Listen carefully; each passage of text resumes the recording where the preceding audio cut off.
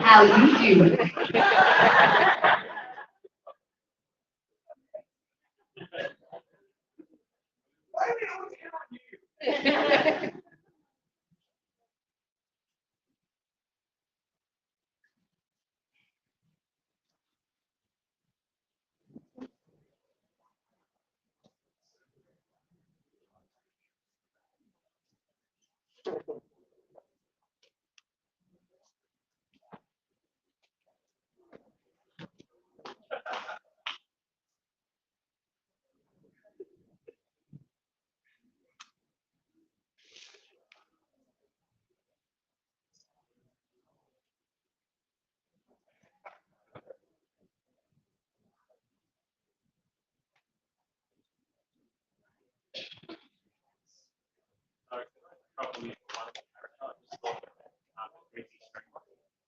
Greasy strangler.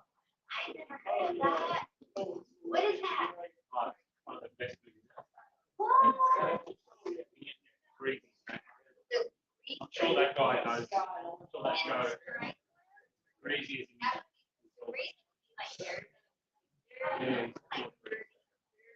That's your homework tonight. Look it up. Yeah, I will. Is it streaming on anything currently? I'm sure. Usually on. I'll have to do my Amazon Prime search. Damn, it's crowded in here.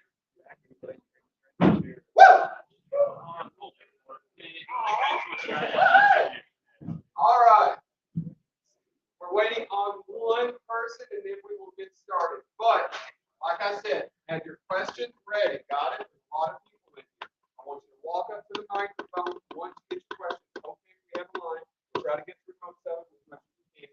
Remember, they're here all weekend long. Probably not your moment. Does that make sense? Yeah. So ask some good questions. Nobody wants to hear from me. I'll start it off and roll it right on. Right? The name of this job is make sure you really flop it. Get the crowd ready. And we are still waiting on one person. I guess I could have answered your question, Purple Hair. What is it?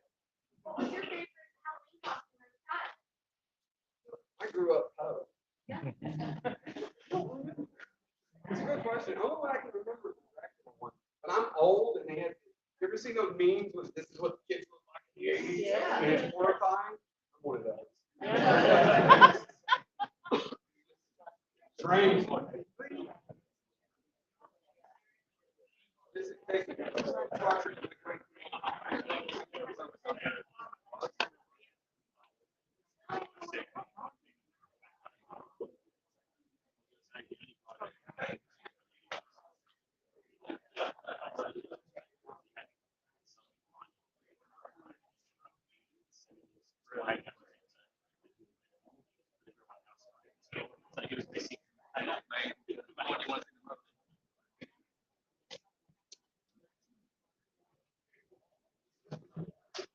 So someone asked me what my favorite movies were, and I said it was like paranormal, supernatural stuff. We have a little bit of confusion, but we're going to go ahead and get started because we have the best crowd. Now, like I said earlier, if you saw that line this morning, welcome to the premier horror event in the United States. By God, it's here.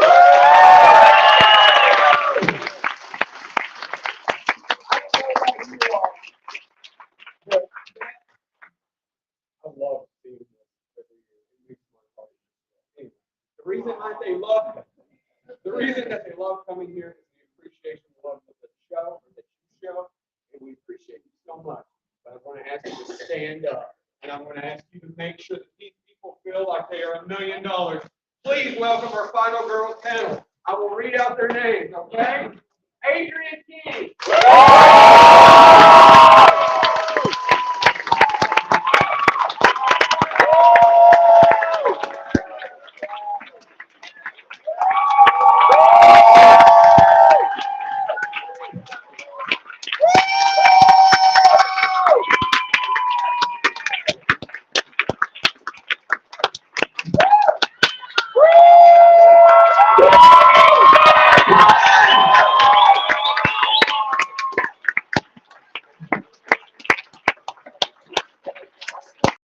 Ladies, or males, shut the hell up. Ladies, I don't know. I know you're a bigger city. Yeah, go ahead and get your pictures. I know you do some bigger. Is she still going? That's okay. That's okay. I know you do some bigger cities, but I mean, do you feel much more love than that? I mean, that's amazing. I know right now that one of these things doesn't belong up here. So I'm going to shut the heck up and I'm going to let you all ask some questions. Who wants the first question? Come on down. Who's my first victim on the Price is Right? Sir, Star Wars. Is that a Star Wars shirt? Nice hat. Come on up and then we'll go from there. Line up behind him, please, and then we will go from there. Just come on over and line up behind this gentleman here with the cool Star Wars shirt. Oh, you're adorable. You are adorable too, sir. A lot of dudes getting in line. And you're very brave. You're very brave. Yes, sir. Go with your question. Who had the hardest time surviving? That would be me. You mean in the movie or now? It's pretty tough now. Anybody? Oh, Mine was easy, let's put it that way. I had no problems at all.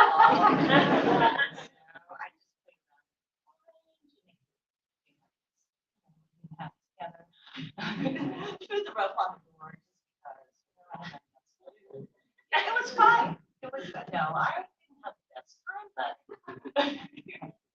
it was tough, right? You're still having nightmares. I am. Still to this day. That's what final throws are all about, though. It's not tough. Otherwise, there's nothing to fight. I think we all have that. Yeah, there's no movie if it's easy to survive. It's a 10-minute movie. All right. Is that it? Thank you. Okay, Hopefully thank it you so helps much. Sir. everybody fight. I always thought of Jason in our films as fighting your own individual monsters. You can imagine your own personal monsters and fight them for us. So, what did you guys have to do for your voices, having to scream day after day, scene after scene, in agonizing terror?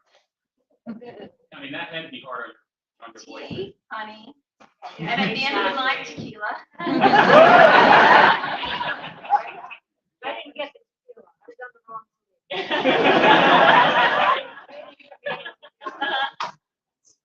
and I needed it. It's true. Oh, we've got plenty of bourbon. Nice. Sure, we all lost our voices at some point. And it was always a cold night. Oh, I don't care if you're shooting some, for some reason, freezing on the night. So happy belated Friday the 13th. Thank We have one back for you. So one of the things I like to do is watch YouTube videos of people reacting, and it surprises me how many people still have not seen Friday the 13th, and they're watching it for the first time and reacting to it. They think that the first film is a twist, that it's Mrs. Voorhees. It's not a twist. Jason didn't exist in my TV. But my question is, how do you feel about people still finding these movies, finding new audiences all the time? Yeah, or the fact that you get this much love when you walk into the right room. It is humbling, grateful, very grateful. We get to act and have, and sometimes you enjoy conventions. I love, because we work in a little black, box, so there's no one there. It's not an audience, it's not theater, so it's really nice to meet people. Yeah, I didn't know how popular it was at the time and how it was going to become so popular. So I'm very grateful coming to conventions. I get to see all the fans and they bring their children, there's new generations, like you said. So it's been a real surprise. I'm very grateful. And thank you all for coming. We're very grateful.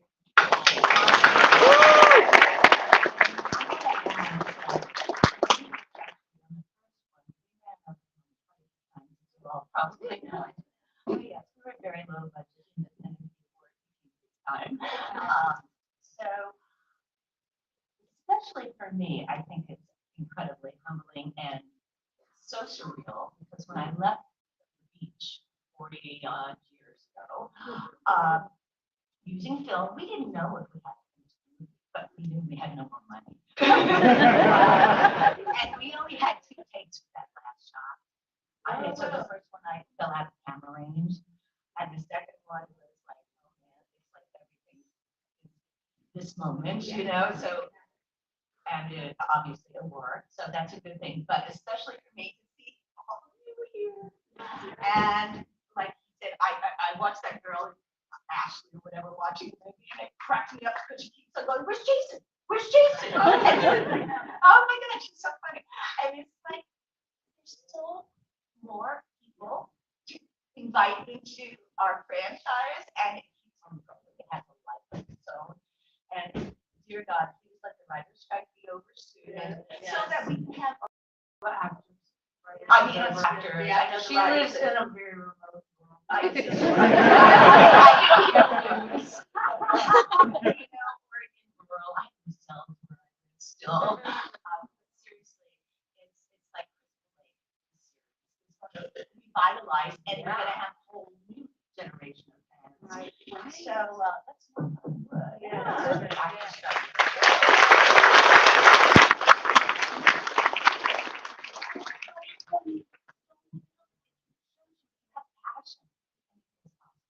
Well, I like just the idea that people are seeing these films because there is sort of an enjoyment of this itchiness and fun, as opposed to just what we call torture porn or something like that. I mean, I think that's why we're all here, because it's really fun, like a roller coaster, not fun like real life.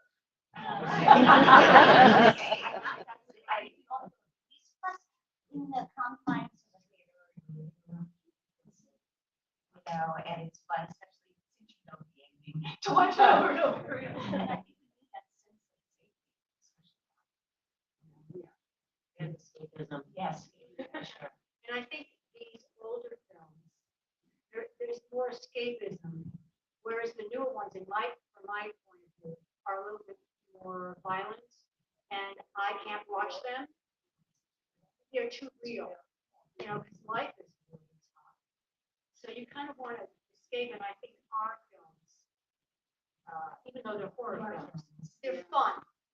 I don't think the new ones are fun, but that's just my opinion. Unless you're a freak and you like that kind of thing. There are some freaks in this crowd.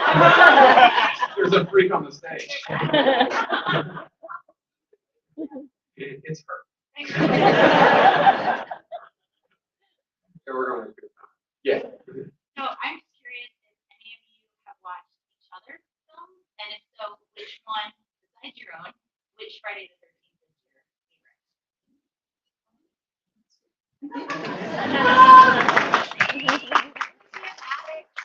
favorite? I've seen 1 and 2, and I watched 1, 2, 3, 4. I've seen part 5. I saw part 4, because when I got cast, I had never seen any of these. I'm not a horror fan. So I said to Paramount that I need to know what this is about. So they had me sit and watch part 4, which I thought was great. But it was great introduction for me to know what I'm getting into, to see part 4. Because Corey Feldman was in part 5.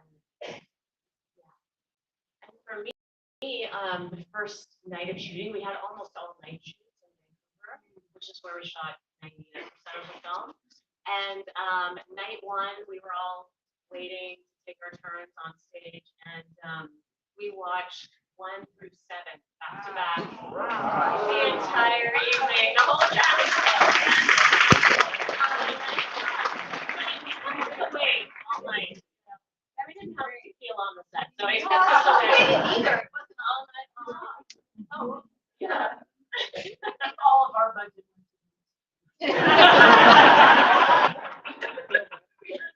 All of our budget went to Rain Machine. We had no budget. Yes, ma'am. I just want to know, what is your favorite animal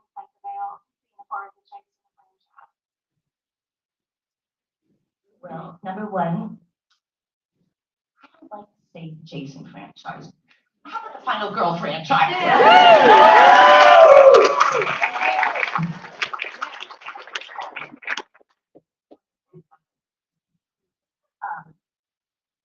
My mother helped sell the film, actually. Helped sell the film. Yeah, it's on the Bravos in its scariest moment. I'll tell you how. So, I used to film, like November or whatever. Pick up shot at the hospital at the end. But you all know that that little thing was just added on at the last minute after they saw the jump scare worked. It's like, okay, now we need a sequel, right? So we did the hospital shot. And then it took them, I think, they did a really quick post because you saved not a whole lot of money. It was and so they're screening it for the distributors to pick it up. And it's New York City Magnet Studios. So it's, maybe 25 seats in the theater. And so Sean Cunningham tells me to the screen for a couple of studios. And I say, my mom's in the city today. Can I have her come? And I hadn't seen it either, right? So, sure. So we're sitting in the second row. Sean is in the back row with the two guys in the back. And we're good into the strip mall scene. And my husband goes like this. Okay. Now we get to the infamous scene, and she is so ready. It's January, she's got her coat over there, she is ready to get out of there. She's feeling enough. And she puts on her coat, and I'm like, and so she rolls her eyes, roll. And I was like, okay, Hasbro, your music rolls her into this place where she's like, okay. So, 15 feet into this, I scream that finally I realized where my genetic scream genes came from, right? I turn around and look around, and Sean is Paramount and Mr. Warner Brothers, and my mother claims that it was because of her.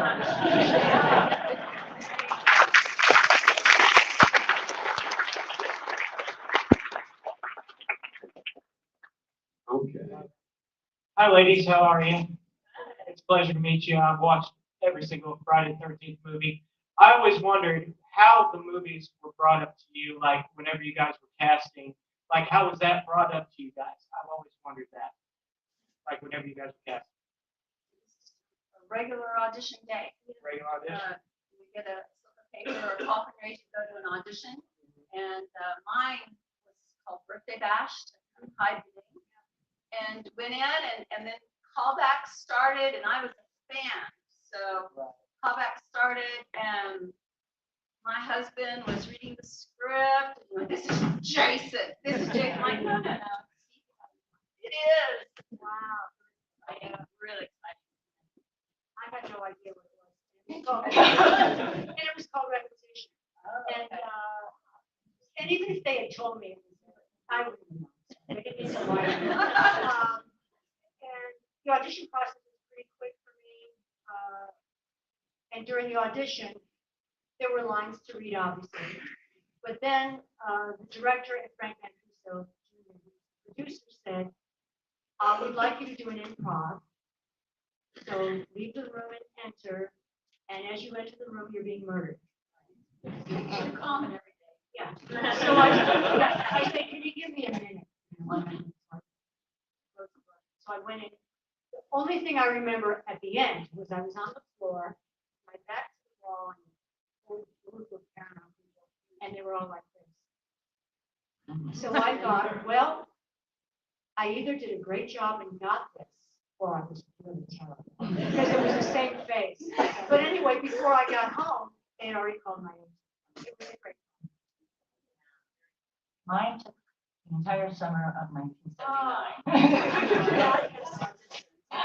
It was an open call, and every actor and actress in New York City between the ages of 15 and 30 showed up for an open call, and so it was callback after callback, and then pairing, and then I got down to maybe the final 6 they were considering for Al, and we all screen tested. Oh. And again, total improv. And I was up and down and crawling and screaming and and yeah, at the end of it, I really felt like I had gone the distance. Yeah. And that afternoon, I get the call from Sean, and he says, "You're my Alice," and I said, "So then it took long. I think she knew I was Jimmy before I knew I was Jimmy. Mine was pretty quick. That's nice.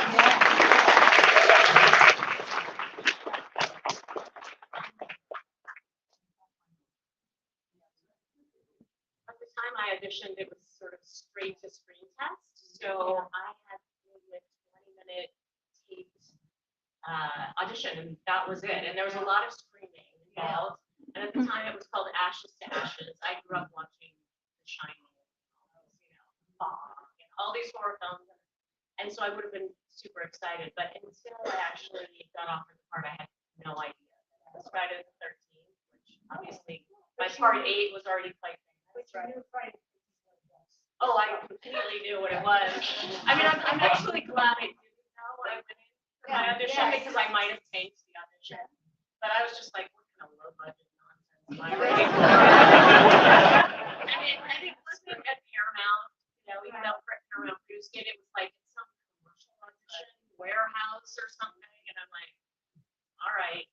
So, yeah, but it was really exciting when I got the call. And I actually turned down Wayne's World for Friday the 13th. How do you feel about that, Jay? No,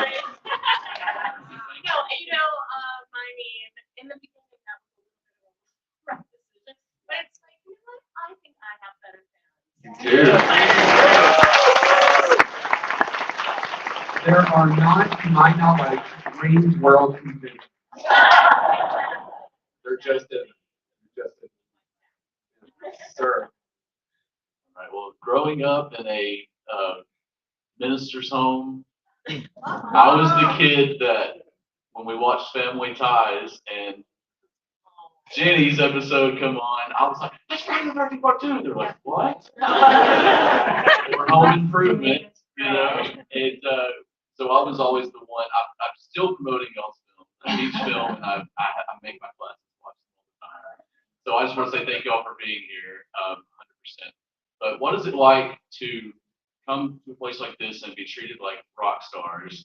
Is it nice to be able to, because my friend and I, when we were here, we saw, Adrian Barbeau sort of walking around, and it's like, oh my God. But I assume it's nice probably to be able to maybe blend more, at the hometown. I mean, I'm curious what it's like to be able to kind of, do you get recognized very often by super fans? That's a good question in your regular everyday line, because here we have security for you. They don't have security. Me, Dealt with stalkers, stalkers issues. That would be anything, right? Yeah. I have an acting school, so I'm surrounded by actors all the time, and all the auditions. I know no other thing in my life than this world of acting, which I love.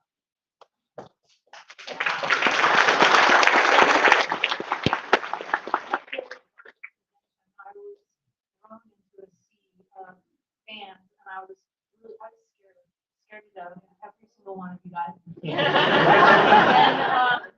And then actually a fan rescued me and said, "Amy, are you okay? Let me take you over here." And right now she's the person that works with me at conventions. Oh, Stacy. wow. So, in the lobby at my first convention, 2004, we talked about, and I did not love the city, and she jumps out. All right, I don't think I did, but who knows? My hair was long. But she popped up because I saw this line out in January. The line's out the door and around the conventions, hotel, whatever. And I didn't know it, and I know you didn't know. We show up without pictures or photos. who turned up the That was line? Betsy. Oh, yes. That was Betsy. Betsy always loved Lexington Scarefest. We used to always make it hard. Well, you were at the first Scarefest. I was We here. were the Yeah. first, so I was the first one to sign on, because they had no one. 15 And I years ago. love, Lexington. 5 years, she was born in Casper. And so we come twice a year. And, Lexington, and I called Betsy, so I called Betsy. She goes, Lexington, I love Lexington, let's do it. And so that's how we all started first, yeah. Absolutely, at the first Scarefest. If you buy the Friday the 13th special edition, all that was shot at the first Scarefest, all the special features, yes. And I'm in there. I'm in it too. That's beside the point. But getting back to it, it's like we had no idea what was going to be. And to see all those people in line, and I said, this is going on. And I went, what? She goes, no, this is like our dream. And she was the one who said, where are your pictures? She's so funny back then. Where are your pictures, right? I mean, she didn't have it either. We didn't know. I didn't have any. No. And so they had to run out to remember to keep those. Yeah, they would take Yeah. those. But interestingly enough, it was Stacy, one of you fabulous campers who again invested us. So, I thank you, and it was at the first O4 convention that I was able to, the first question I got, or second question I got, is, why did you disappear on us? And it's like, Oh, yes. well, and in a nutshell, I was waiting for the question. I have a stalker, and she goes, what? You have a stalker? So we became best of friends after that. She had all of her trauma with Sister Weaver giving out her home dress, right? Yeah, I mean, so we really bonded. And it's really brought us together.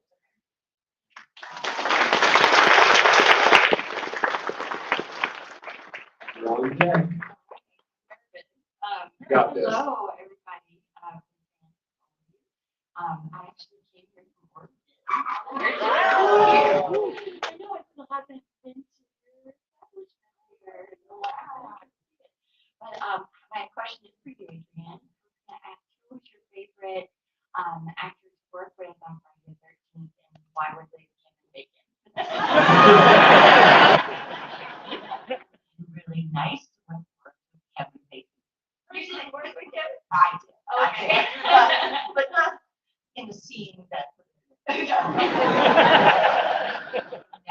was in the cabin. I got to watch the whole thing. Yeah, I was so, it comes to me in so great invited me. I was really and so as an artist, I appreciate this. We took all the scare out of it once he showed me how the special effects. Yeah, it's incredible. Genius. Again, I'm Friday the 13th perfect story. But of course, that's a question. Oh, right. Betsy. I mean, anybody that I interact with. It's fabulous. I love Harry Cross because he just gave everything in an eye.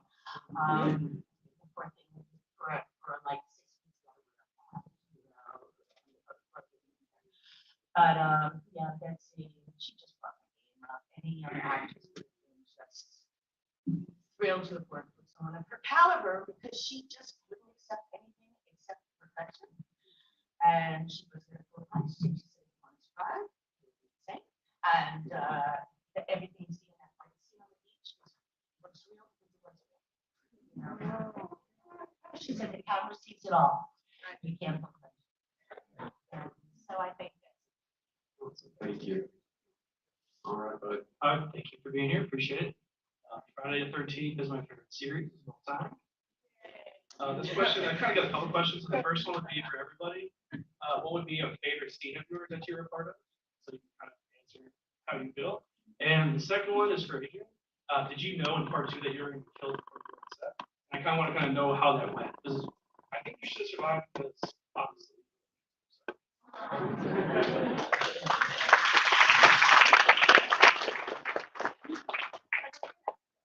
So this is my story, and I'm sticking with that. Horrible post-traumatic stress dream within a terrible nightmare. Alice doesn't survive part one, just to be off. So to me, it was totally the way I dealt with it. Was that nightmare, after you chop somebody's head off, that's what happens. You don't get over it quickly. And so I felt that was what the situation was. I did not see a script. I did not know it was the last day of shooting when I arrived. I did not know that there was only a skeleton crew. And I was thrown into this situation where the director says, "You're talking to your mother." Total improv. I should have writer's credit. Yes. Yeah. So no, it was a all-night shoot. It was nasty as hell. The props man was not around, so some guy. There was no Jason around, obviously. So whoever delivered the coffee that night probably did it and did not check the ice pick. Retractable ice pick did not check. Oh. And so the first time I had the bed, so they had to aim for the dent in my face. And so no, it wasn't a pleasant experience, and I know, but hey, that's life. That's life. But they did what they had to do, and they'd already finished the movie. Right. Yeah. Well, the reason that we have this beauty is because it passed on part 8 because of what happened with you.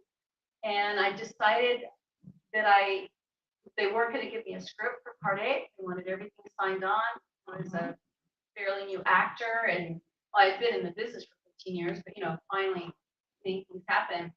And I didn't want Tina to die in the beginning of part 8.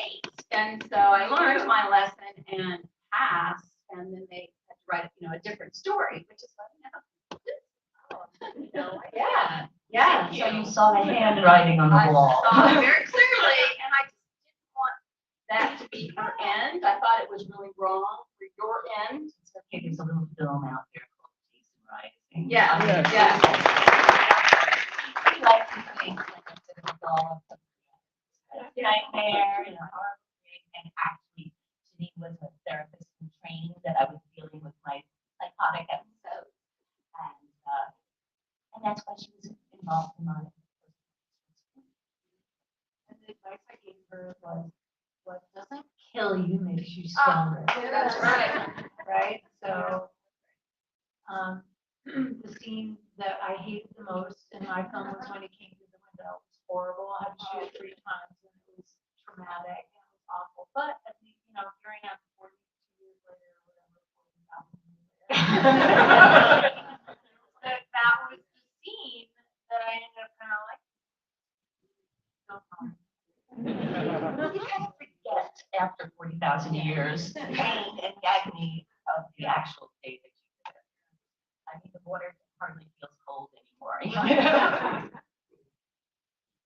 Did everybody answer the question? Anybody else have anything to add to My it? favorite scene, the chainsaw scene, we shot it on Halloween night. Oh, that's So that was fun, and I got to work with a great stunt coordinator, Dick Warlock.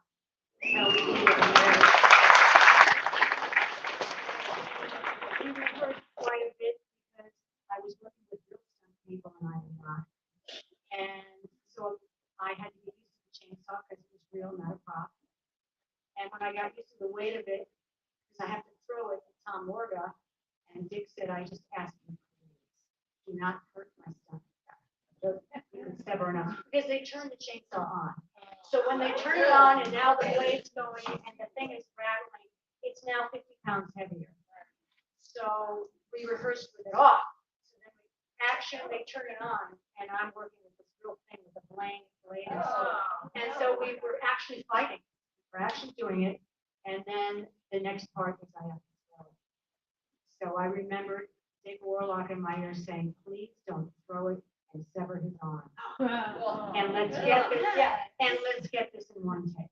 So I did. And Tom is still here. So we're fine. My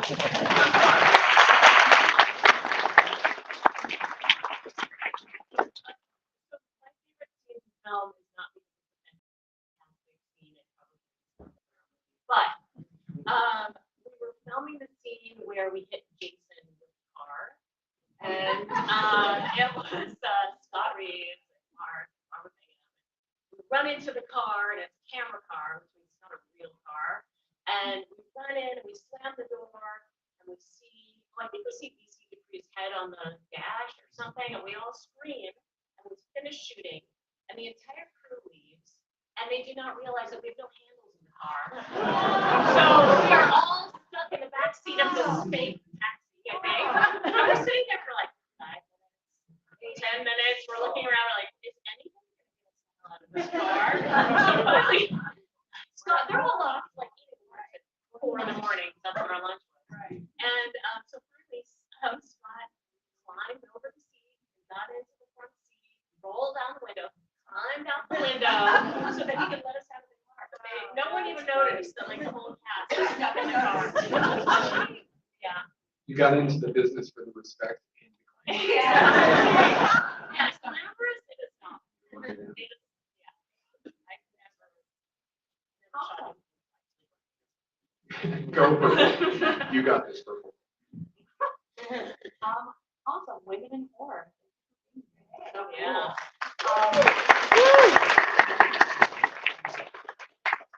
On the acting standpoint, how do you prepare for horror compared to other genres? Character work, even your mentality, and postmortem. How do you recover from a role like this? Lovely terminology, by the way. Theater. Post-mortem.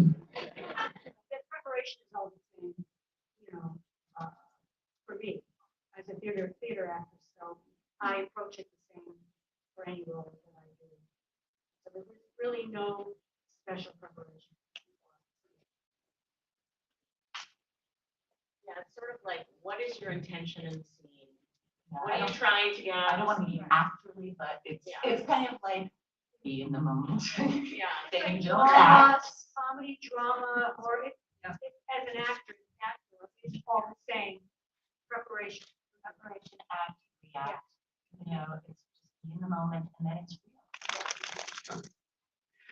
We got, no, we're running low. We got time just for a couple of questions. Go ahead. Question for Adrian. Okay, you survived in the first one, but then it killed you in the second one. How do you feel about the characters you killed? How do you feel about Alice? You weren't paying attention. She's still alive. Aging in the woods when you can find what you want.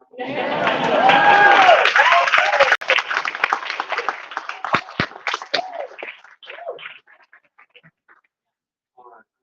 We might have time to get through one or two more. I'm so sorry, guys, but there will be all we can do. Let's go. I would like to thank you all for being here. And not only is Friday the 13th my favorite slasher franchise, but I can't think of a better cast than Common Girls.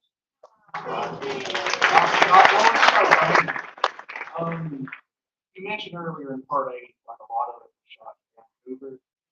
Given how expensive a city like New York is to shoot in, I was wondering, like, was there any like scenes that were either compromised or cut out big budget concerns? No, I think, we showed up as ragtag group to New York, and we had, I don't know, 3 days to shoot everything, and we actually ended up shooting. They shut down Times Square for us at around 1 a.m. And yeah, it was super fun. And that was before like M&M's, M&M store was there. It was, back in the day when it was super fun. And so anyway, we started shooting at 1 a.m. and we were running like we were in the army the whole night. There were so many scenes to get done. And then the final scene is sunrise at the end. And that was our last shot of the entire movie. So it was really emotional. The sun was coming up. And we were all like, oh my God, and we were like, we did it! Because we can't afford Times Square. But yeah, that was honestly, I was 19 when I shot this. It was probably my third or fourth job. I was pretty new. And just being on Times Square, and there's Jason standing there. Wow, this is amazing. I've made it. Suck it, Wayne's World.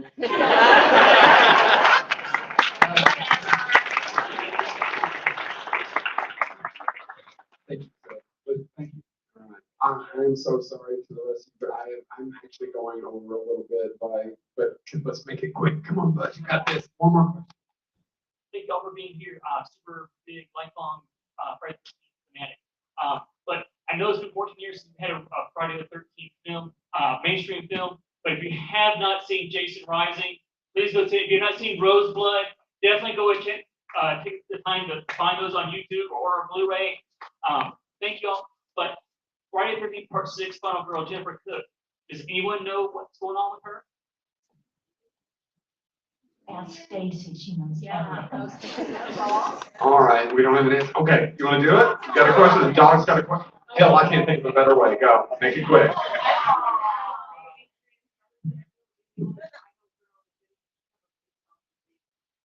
How does it feel? I'm very content with my. And with that, thank you so much. It's been an honor to be here all weekend. Please stop by the booth, say hi. Thank you. Final Girls Panel. Woo!